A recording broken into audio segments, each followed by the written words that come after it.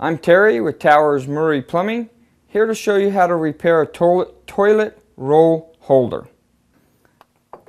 Okay, now to repair your toilet paper or toilet roll holder, different things that can happen. They get loose. The roller itself is spring loaded. Sometimes you lose the spring. Now this piece here, there's really not a repair for it. Typically you just run down and replace that. The brackets themselves, from the bottom side there's a little set screw on most of them. Some of them will have one on each side that actually screws into the wall. This particular one has a little set screw which tightens into a bracket. Now if the bracket itself has come loose, sometimes you tighten up the screws. You may have to replace the molly or anchors. To remove that, loosen the screw, pull this off, check your bracket.